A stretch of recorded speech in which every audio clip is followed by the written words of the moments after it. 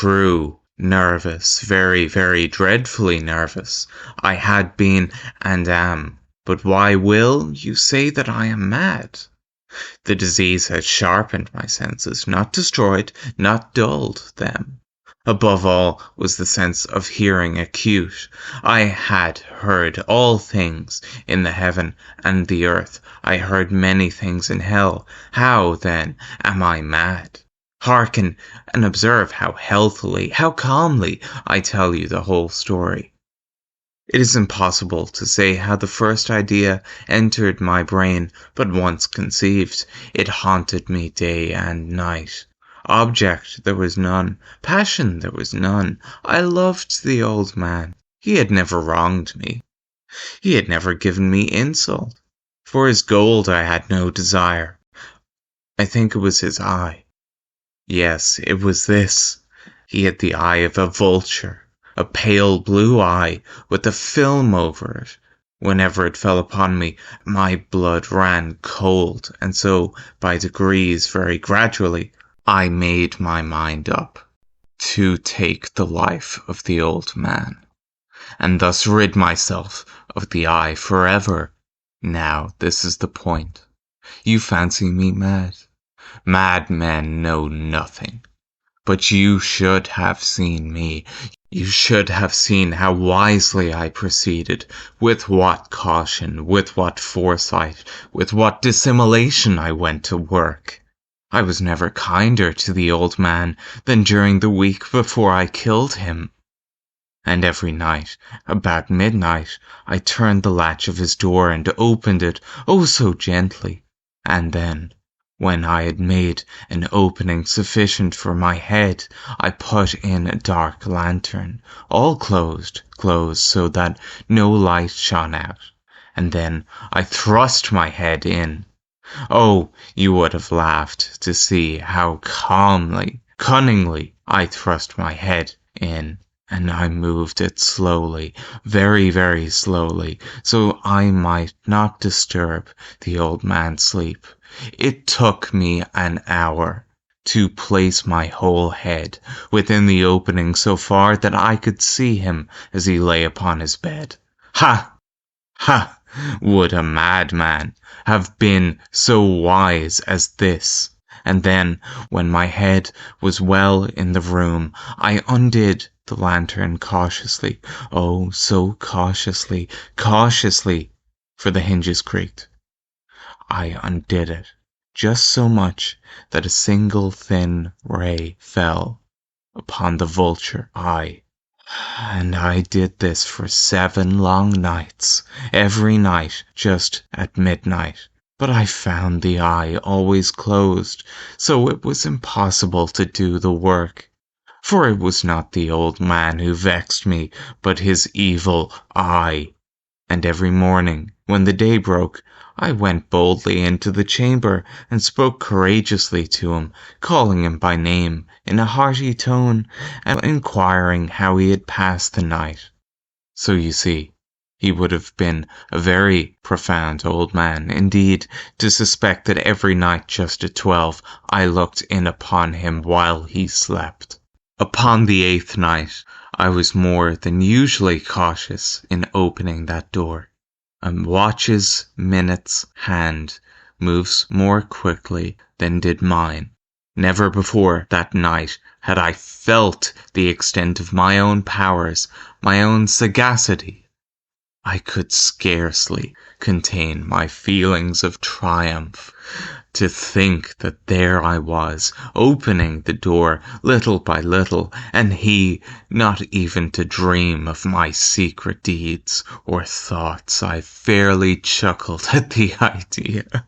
And perhaps he heard me, for he moved on the bed as suddenly, as if startled.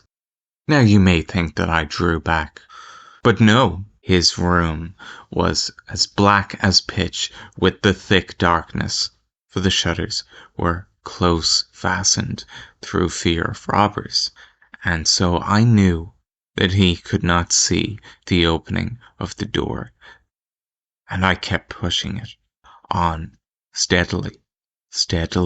I had my head in. and I was about to open the lantern when my thumb slipped upon the tin fastening, and the old man sprang up in bed, crying out, "Who is there?" I kept quite still, and said nothing. For a whole hour I did not move a muscle, and in the meantime I did not hear him lie down. He was still sitting up in the bed listening, just as I have done, night after night, hearkening to the death watches in the wall. Presently I heard a slight groan, and I knew it was the groan of mortal terror.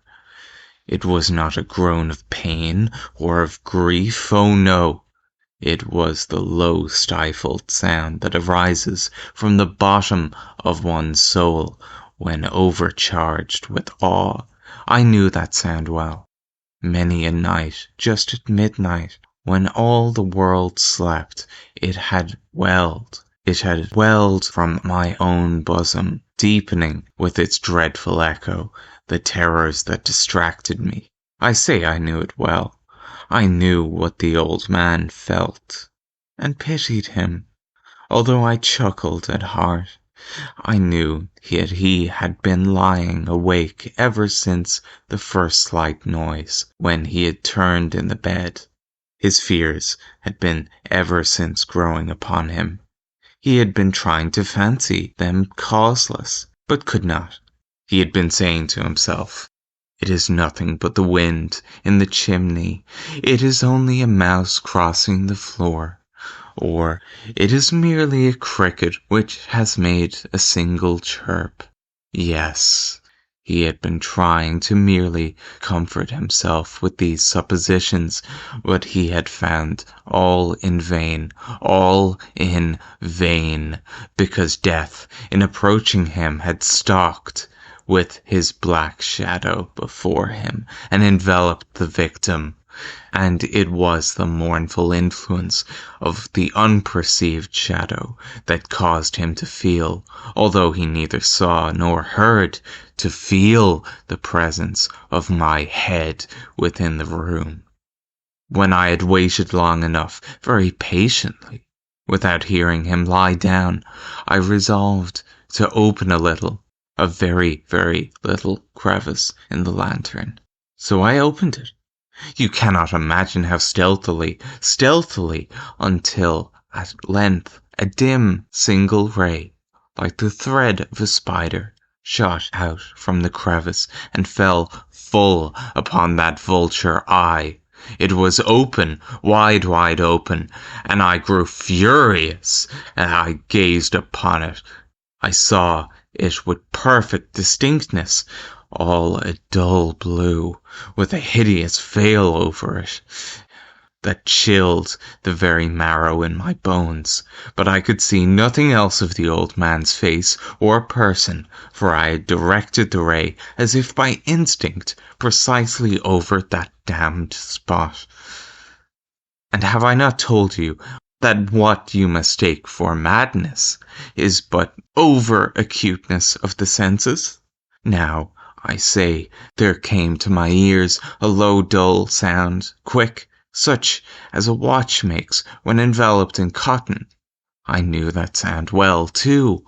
It was the beating of the old man's heart. It increased my fury as the beating of a drum stimulates the soldier into courage. But even yet, I refrained and kept still. I scarcely breathed. I held the lantern motionless. I tried how steadily I could maintain the ray upon the eye. Meanwhile, the hellish tattoo of the heart increased. It grew quicker and quicker, and louder and louder. Every instant, the old man's terror must have been extreme. It grew louder, I say, louder, every moment. Do you mark me well? I have told you that I am nervous, so I am. And now, At the dead hour of the night, amid the dreadful silence of that old house, so strange a noise as this excited me to uncontrollable terror. Yet, for some minutes longer, I refrained and stood still. But the beating grew louder, louder. I thought the heart must burst. And now a new anxiety seized me. The sound would be heard by a neighbor. The old man's hour had come. With a loud yell, I threw open the lantern and leapt into the room. He shrieked once only. In an instant, I dragged him to the floor and pulled the heavy bed over him, and then smiled gaily to find the deed so far done. But for many minutes, the heart beat on with a muffled sound. This, however, did not vex me. It would not be heard through the wall, of course. At length it ceased. The old man was dead. I removed the bed and examined the corpse. Yes, he was stone dead. I placed my hand upon the heart, and it held there for many minutes. There was no pulsation. He was stone dead.